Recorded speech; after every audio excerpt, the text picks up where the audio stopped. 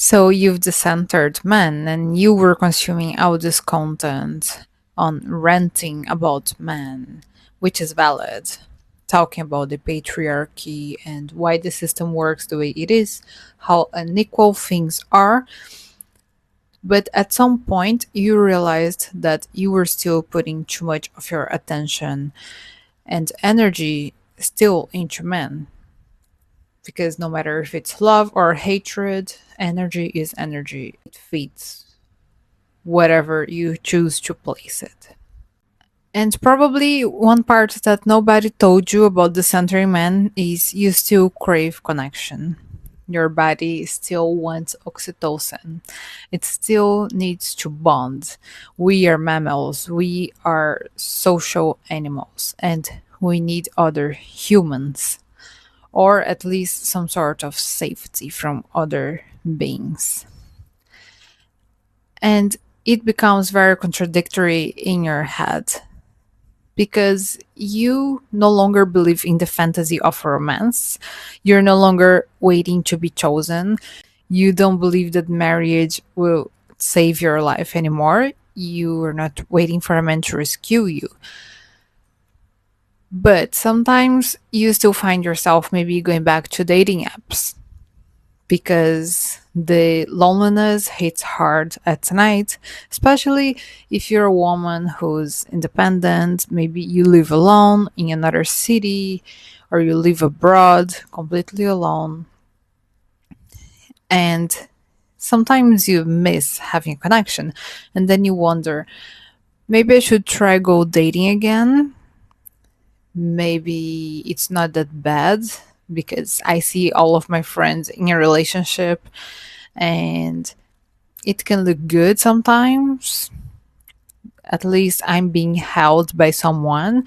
So it's like I'm miserable by myself. So why not be miserable with someone by my side, right?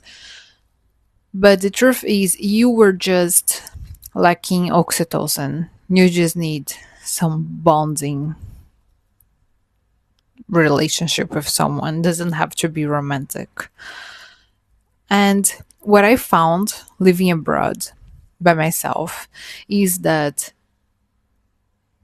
it's not sustainable long term for you to, for example, especially if you're a digital nomad and you keep moving among places and it becomes very hard for you to have a solid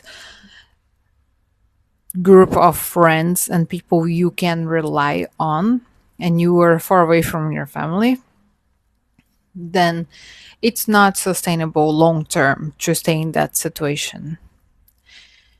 So what you can do in the meantime, while you don't reconnect with your home country, with your family, with friends you already have, or before you find a community, if you had moved for good to a new place, what I found very useful is for you to first give yourself that love.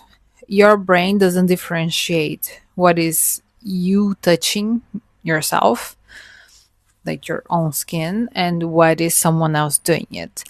So when you apply your body lotion, even when you're taking a shower, when you're applying the body lotion, when you're applying oil on your skin, do it intentionally.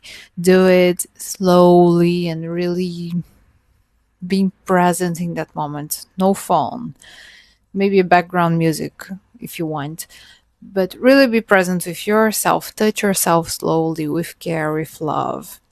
Tell yourself that you're not abandoned, that you were there with yourself. And other things that can also help, because, like I said, we are social beings, is getting non human touch, which you can get from, for example, partnered yoga, social dances like Latin dances, or any other dance that you actually dance in pairs, or you have some skin to skin contact with the other dancers. And massage helps a lot because yes, it's relaxing and you were getting some sort of care and attention from that person, especially if you don't want to be talking, you just want to receive the physical touch and be present there. Massage is very good for that. So those things are not luxury when you are all by yourself in a foreign country, for example, or if you are in a moment in your life that you feel very lonely for some reason. They are an investment in your mental health somehow, in your well-being. And of course that the most optimal is for you to plan long term, for you to actually have some social foundation, let's say. It could be either your family or one person from your family if you get along with your mother, for example, or with a sibling. Or if not, it can be friends. The important thing is that you don't look for a boyfriend, for a partner, only because you were in a place of lack, only because you were desperate and you crave that deep human connection. Especially if you're someone who doesn't make friends that easily, then you can get into situationships because that feels safer than trying to make five friends, for example.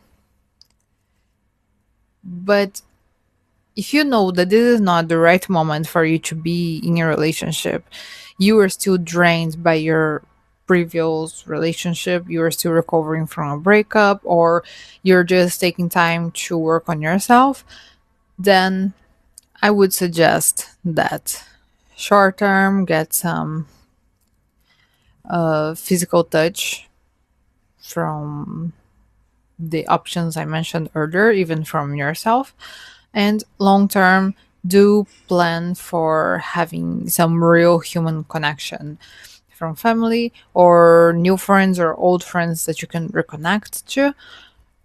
And one day you can choose and decide if you want a romantic partner, but that has to come from a healthy and fulfilled place, not from desperation.